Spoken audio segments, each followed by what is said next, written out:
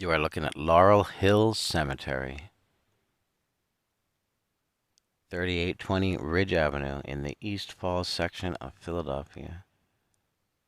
Stuccoed stone with stuccoed brick, lateral wings, two-story, flat roof, flat Doric octa-style portico with barrel-vaulted entrance. One of the earliest and most outstanding rural cemeteries in the 19th century. Built in 1836.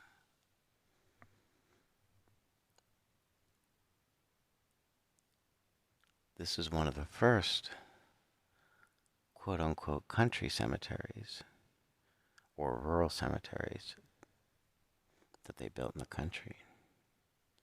Many famous people are buried here, Revolutionary and Civil War heroes.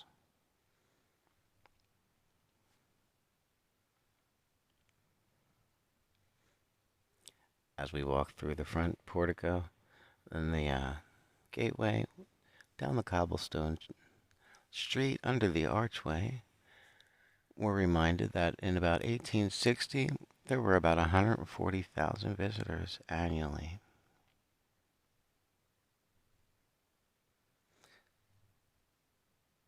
One can only imagine the thoughts and the prayers that they had on their mind as they all passed through that same space into this great cemetery with wonderful monuments.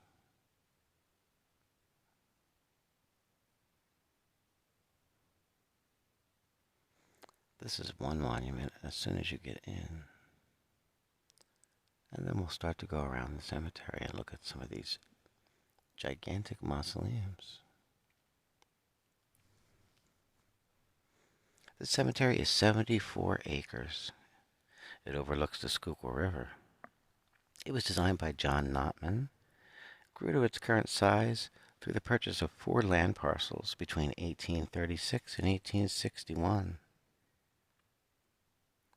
At this point, there are about 70,000 graves.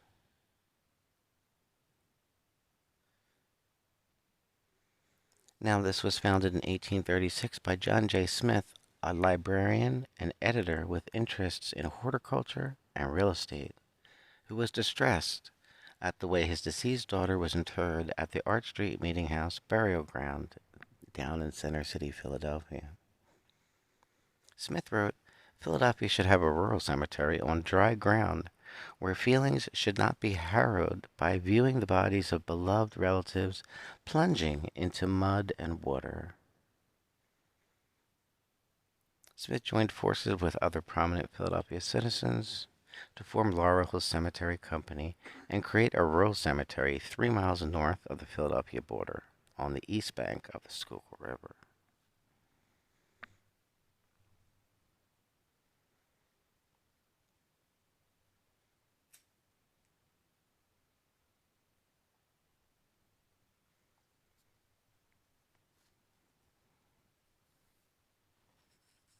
Laurel Hill is a part of Fairmount Park at this point, connected to our city park. By the mid-19th century, a visit to the park generally included a stroll through Laurel Hill Cemetery, located near the river north of the Fairmount Waterworks. Begun in 1836 on the site of the former country seat of Joseph Sims, Laurel Hill was more than a mere burial ground. It was a romantically landscaped arboretum and sculpture garden highlighted by a handsome Doric gatehouse. The young architect John Notman planted twisting roads through the undulating grounds, and the directors planted a wide variety of valuable trees and shrubs and encouraged the erection of tasteful memorials and monuments to make Laurel Hill one of the finest rural cemeteries in the country.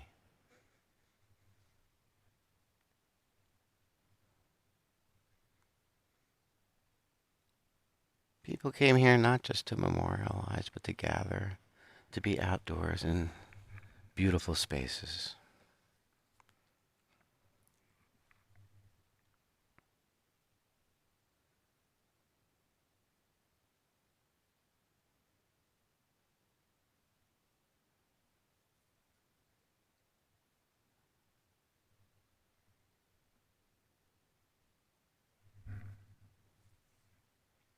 As we pass through this vast cemetery, full of very old graves, one wonders of the various stories, the endless stories that are being told here and saved, preserved. The question always arises whether the cemetery is haunted. Being one of the oldest in the country and so huge with so many prominent stories and people buried here, the speculation exists, and there are actually tours that you can look up online to take of this cemetery. Haunted tours. Tours at night. They can tell you stories.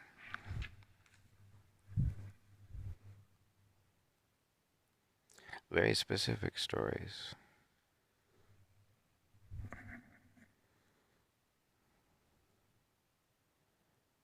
Stories like Catherine Drinkhouse Smith.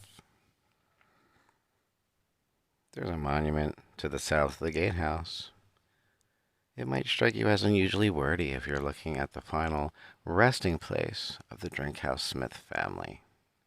It's a remarkable monument because it offers up the kind of minute details rarely seen on grave markers.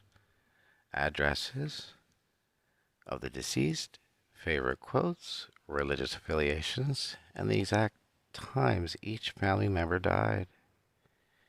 Yet for all that information offered up, we know almost nothing about Catherine Drinkhouse Smith or her family, save one detail.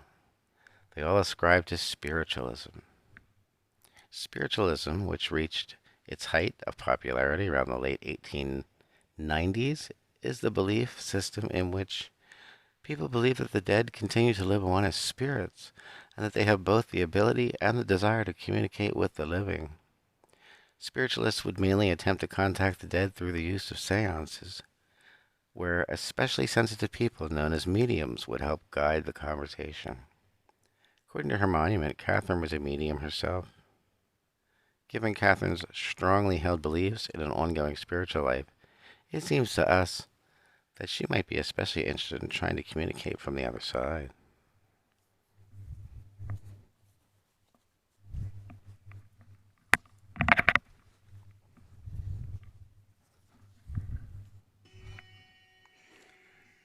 Another story would be Maurice Fagan.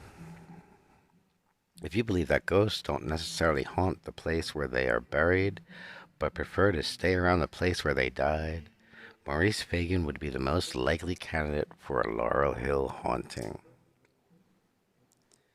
After serving in the Civil War and being honored twice for gallantry during the conflict, Maurice was plagued by terrible pain in his head. Doctors at the time diagnosed him with vague illnesses like rheumatism or neuralgia. Today, some wonder if he might have been stricken with migraines or perhaps some form of PTSD. Either way, the pain was so intense, it drove Fagan and his family to distraction. Despite seemingly getting his life back on track after his military service, Fagan continued to be tormented by pain for the rest of his life. When he realized that no medical intervention was helping, he sought to take matters into his own hands. In a letter to his younger sister, he explained that he would soon rest among their departed family members at Laurel Hill. Sadly, he was correct. Maurice went to his family plot and ended his life with a gunshot to the head, likely in an attempt to put an end to the pain once and for all. Two stories, small examples. If you come, ask about Henrietta Garrett. They'll tell you the stories.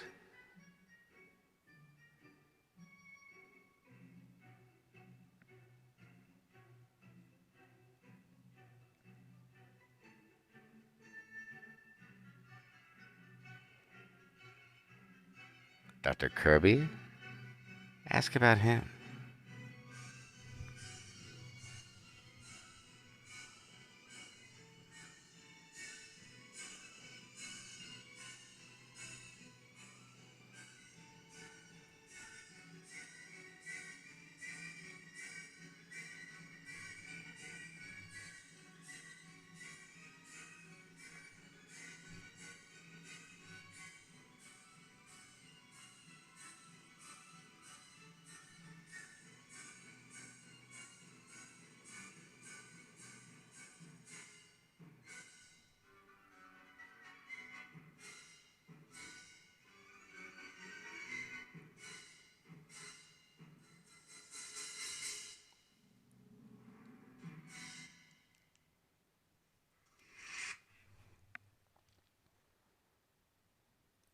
Laurel Hill Cemetery.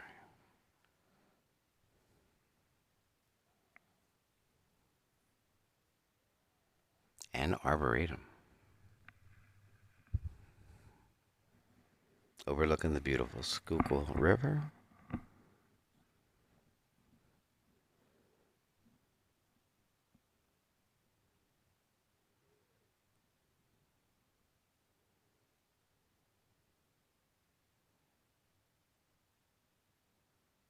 Just another piece of Fairmount Park and American history.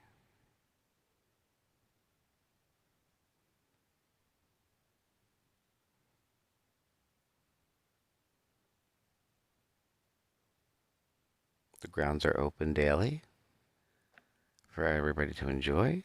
They are free.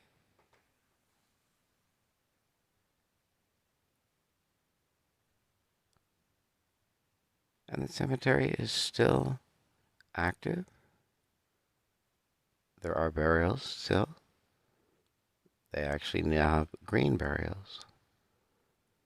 You might want to look that up if you're interested in a green burial. This would be a wonderful historic place to have one.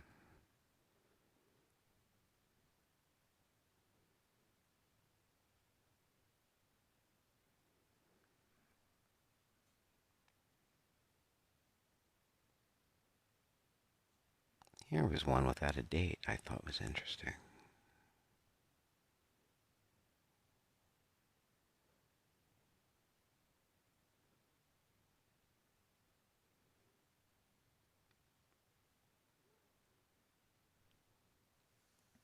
A couple of stones that were likely flat before that tree grew.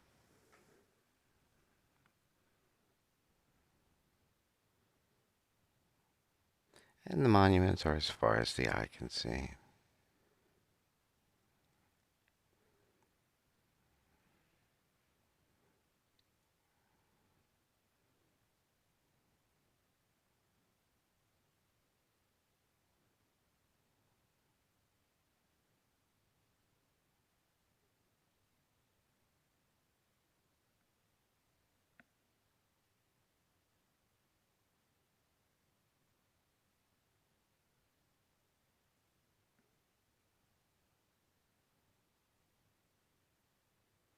Come visit Laurel Hill Cemetery.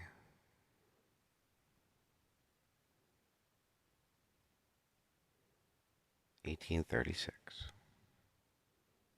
Subscribe if you like this video and learn everything Philadelphia.